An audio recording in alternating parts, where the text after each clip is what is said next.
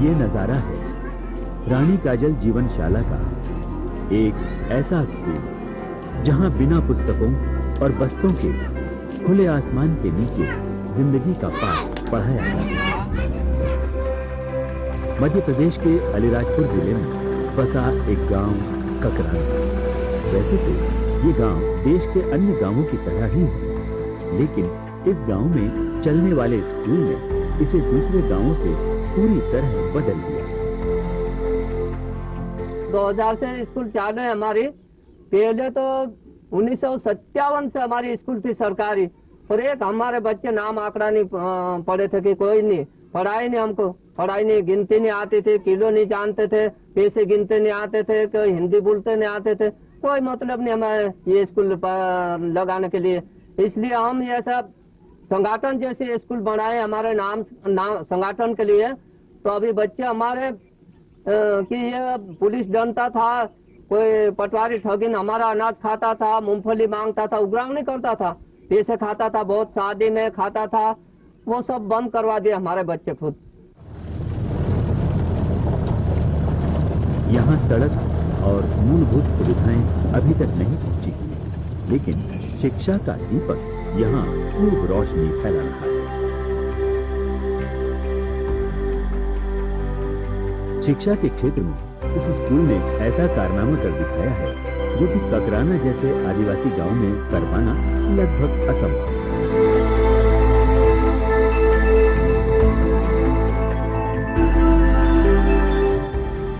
जीवनशाला की इस सफलता का कारण है इस विद्यालय के अनूठे पाठ्यक्रम और शिक्षा पद्धति का।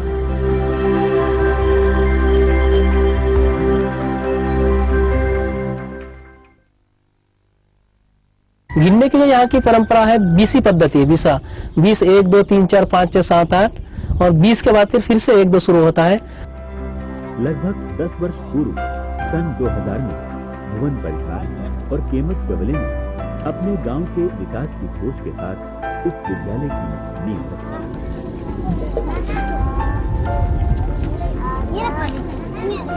यहाँ रानी काजल जीवनशाला के माध्यम से हमने 4 गांव है, सिरकड़ी, आंजनवाड़ा, डूबखड़ा और आंबा। वहाँ 1947 को अपना देश आजाद हुआ, तब से वहाँ स्कूल था ही नहीं। आज से 2 साल पहले वहाँ पर हम लोगों ने नया जिला अलीराजपुर गठित हुआ। नए कलेक्टर श्री चंद्रशेखर बोरकर यहाँ पर स्थापना हुआ। उनको हमने बताया कि यहाँ इन 4 गांवों में 1947 से स्कूल है ही नहीं और यहाँ के बच्चे शिक्षा से पूरी तरह से वंचित है। तो अमित जी बताया कि तुम गांव में मिलकर तुम कहीं भी एक स्कूल खोल लो और ये केमत वगैरह से बात करो, भगवान है, और इनसे बात करके ना तुम स्कूल चालू कर लो, प्राइवेट स्कूल अपने। ये अपन कर रहा है वही करना पड़ेगा, थोड़ा मेहनत करना पड़ेगा और थोड़ा परेशानी तो उठाना पड़ेगा, और बच्चों को अपन कैसा संभालना, कैसा क्या करना।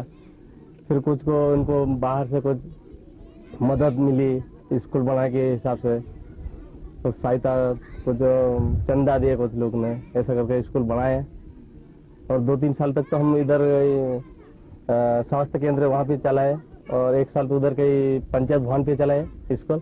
उसके बाद अपने ये थोड़ा मदद चालू हुआ। तो हमारे यहाँ स्कूल प्राइवेट में अच्छे जागरूक हो गए लड़के और अच्छे पढ़ने लायक भी अपने लोग शिक्षित अच्छा मिला। इस विद्यालय में इस गांव के ही नहीं बल्कि आसपास के गांवों के बच्चे भी पढ़ने आते हैं। अभी फिलहाल यहाँ वर्तमान में 150 बच्चे अध्ययनरत हैं। 100 लड़के हैं और 50 लड़की है। तो आगे हमारा ये प्लानिंग है कि लड़कियां और लड़के पूरे इक्वल हो जाए और ज्यादा संख्या में बच्चे पढ़े, ऐसा हमारा प्लानिंग है। इस आदिवासी गांव की अपनी कुछ समस्याएं हैं जिनका हल जीवनशाला ने अपने ही तरीके से ढूंढ निकाला है। भिलाला जाति के इस आदिवासी गांव की मातृभाषा बारेली है। ऐसे में इस विद्यालय के बच्चों को शुरुआती कक्षाओं में उनकी ही भाषा में पढ़ाया जाता है। नरेगा जो परियोजना है उनमें हितग्राहियों की साक्षरता के उस पे है। तो उनके प्रकाशक की ओर से हम लोगों ने ये किताब लिखी है, ये वाली महात्मा गांधी राष्ट्रीय ग्रामीण रोजगार गारंटी अधिनियम 2005 के जो हितग्राही है उनको किस तरह साक्षर करना। तो इसके लिए हम लोगों ने रानी काजल जीवनशाला की ओर से हमने किताब लिखी कि यहाँ के जो हितग्राही है वो कैसे पढ़े। इसके लिए भिलाली भाषा में हम लोग इसको शुरू किया। आ ई ई। आदिवासी गांव होने के कारण बच्चों को अपने माता पिता के साथ रोजमर्रा के कामों में हाथ बटाना जरूरी होता है, लेकिन बच्चों का स्कूल आना भी उतना ही जरूरी है। इसलिए इस स्कूल की कोई विशेष समय सारणी नहीं है। किसी स्कूल से अपेक्षा की जाती है कि वो समाज की मुख्य धारा में अपना पूरा सहयोग दे सके। ऐसे में रानी काजल जीवनशाला का कोई जवाब नहीं। यहाँ बच्चों को पढ़ाई के साथ खेतीबाड़ी और बागवानी का ज्ञान भी दिया जाता है। पर्यावरण और प्रकृति को संरक्षित रखने का काम भी इनके पाठ्यक्रम का ही एक हिस्सा है। साथ ही गांवों के लोगों में अंधविश्वास के खिलाफ जागरूकता लाना भी स्कूल के उद्देश्यों में शामिल है। सभी चल रहे हैं। इसके अंदर भी कह रहा था ये गोली लकड़ी है, नहीं है? कैसी लकड़ी है? कुछ नहीं है, लेकिन इस पाइप के अंदर कलर है। इसके अंदर है ठीक। कभी भी जादू टोने के चक्कर में नहीं जाना। इसको बंद कर लो तो पानी नहीं, और ये मेरा अंगूठा खुल गया तो ये जीवनशाला की अर्थव्यवस्था को सुचारू रूप से चलाने का इनका तरीका भी अनोखा है। यहाँ शिक्षक अपने कार्य के लिए प्रत्यक्ष रूप से कोई वेतन नहीं लेते और न ही बच्चों के माता पिता के लिए भी शुल्क की कोई बाध्यता है। इस स्कूल की आर्थिकी का हमारा ये है कि बच्चे जो घर है उनके माँ बाप घर पे जो बच्चा खाता है वही खाना हमारे यहाँ रख दे, जिसके लिए 1.5 कुंटल अनाज, 10 किलो दाल और कॉपी का खर्चा वो यहाँ पे रख दे। तो हम लोग फिर उनका पढ़ाने का तैयार है। जैसे बच्चा घर में खाता है ना, तो यहाँ भी खाएगा। तो आपका जो बच्चा खाता है वो आप खाना आप रख दीजिए, हम लोग पढ़ाएंगे। और बाकी जो कम पड़ता है पैसा तो वो फिर हम अलग अलग जगह से हमारा पहचान के है, वहाँ से हम चंदा इकट्ठा करते हैं। इंदौर में अपने पहचान के लोग हैं, वहाँ से हम चंदा इकट्ठा करते हैं व्यक्तिगत। अलीराजपुर में पहचान के लोग हैं, वहाँ व्यक्तिगत चंदा इकट्ठा करते हैं। और आसपास गांव से भी हम छोटा मोटा चंदा इकट्ठा करते हैं और इस तरह का हम लोग चलाते हैं।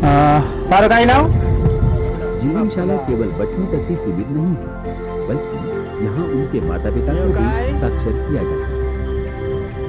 गरीबी रेखा में अपना नाम होय तो अपन जानकारी मांग देते, कोई पैसा देने की जरूरत नहीं है नहीं? सब जानकारी चाहे कोतरी भी जानकारी के प्रति जागरूक किया जाता कानून में बगैर पहचान माँ जानकारी आपनो पड़े तीनों ऑफिस वाला का जी। नरेगा में काम करते हुए कैसे हिसाब करेगा, 100 दिन की मजदूरी किसको मिलेगी, और सरकार ने 100 दिन की गारंटी दिया है, उसको कैसे काम मांगना, फिर काम नहीं मिलने के बाद में बेरोजगारी भत्ता कैसे लेना और कहाँ आवेदन करना, और इस तरह की सारी इसमें जानकारी है। और काम के साथ साथ में वो अपना नाम कैसे पढ़े, जॉब कार्ड को कैसे देखे, और जॉब कार्ड में हाजिरी जो चढ़ाई है वो कितने दिन की हाजिरी चढ़ाई है, उसमें जो पैसा लिखा है जॉब कार्ड में वो कितना पैसा लिखा है वो पढ़ पाए, और अपनी मजदूरी का पैसा बैंक में जाके खुद निकाल ले, वो किस तरह से निकाले, किस तरीके से निकाल पाए, वो सब सारी इसमें जानकारी है। इस तरह सन 2000 में किए गए प्रयास से आज बच्चे तो खुश हैं, माता पिता भी अपने बच्चे के भविष्य के प्रति काफी संतुष्ट हैं। साथ ही गांव वाले इस प्रयास से काफी प्रभावित भी हुए। लाटली लाइन इन्हीं स्कूल में भण्યું। हाँ यहाँ कसा तो भणाया? हाँ જ્યાં વાર ભણે કરીને તો જે બહાર ભણને ગયા પોલીસ સ્કૂલ માં તા બી જાગુને અત્રે જ્યાં ભણ્યા જ્યાં બી સાદત ભણ્યા છે કાગળ પર જ ભણ્યા तो જ્યાં ભણ્યા તે વારો નીકળી ગયા। अभी तो हमारे ये है कि बच्चे पढ़ते हमको कानून बताते गए और हम भी घूमते गए, तो हम भी थोड़ा ठीक हो गया था। हम हम दारू पी के पड़े रहते थे, खेती में पड़े रहते थे, ऐसा हमारे लोग था। तो हमारे बच्चे पढ़ने से हम भी थोड़ा सुधर गए और ठीक से हम भी घूमते, हमारे पैसे भी बच गए। अब कपड़े भी ठीक मिलते हमको, खाने को भी ठीक मिलते थे। जीवनशाला बुनियादी शिक्षा के साथ साथ यहाँ के बच्चों को अंग्रेजी भाषा का भी उचित ज्ञान देता है। ये ना कसं लिखलं?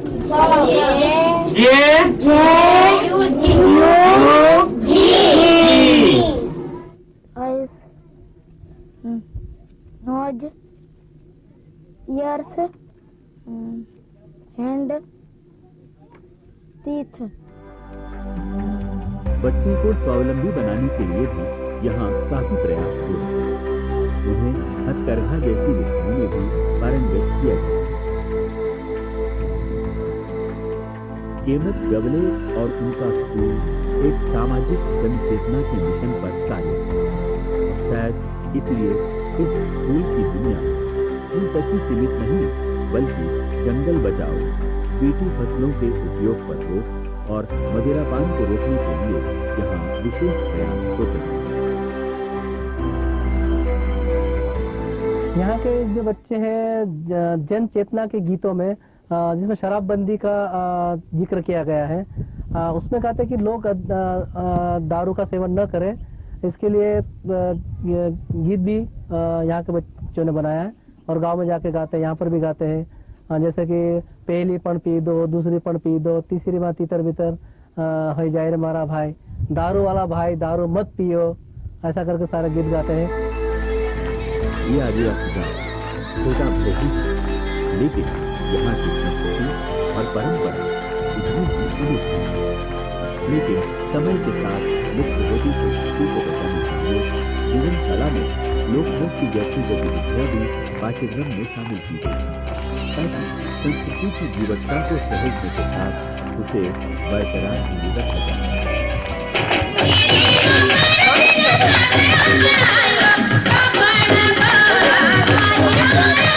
बच्चों में कोशिश करते हैं कि जो आदिवासी जो पहचान है, आदिवासी जो कल्चर है वो बचा रहे और अपनी जो पहचान को हम लोग नहीं मिटाना चाहिए।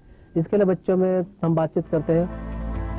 जीवनशाला एक ऐसा प्रयास है जिसने आदिवासी गांव में बुनियादी शिक्षा की एक अत्यंत सफल प्रणाली की संभावना को पुख्ता किया और इसके प्रयासों की ये तो एक शुरुआत है। स्कूल आगे तक और 10वीं तक करने का भी हम सोच रहे हैं और भी आगे दूर दूर के जो बच्चे जो शिक्षा नहीं ले पाए हैं वो बच्चे भी यहाँ पर आए और पढ़ाई करें, इस तरह का भी हमारा सोच है। तो इस तरह और भी जहाँ जहाँ जो स्कूल नहीं है वहाँ के बच्चे यहाँ आके पढ़ाई करें, ये हमारा कोशिश है। अगर ऐसे प्रयासों का समुचित अनुसरण किया गया तो उम्मीद की जा सकती है कि भारत विकासशील राष्ट्र से विकसित राष्ट्र की श्रेणी में जल्द ही आ जाए।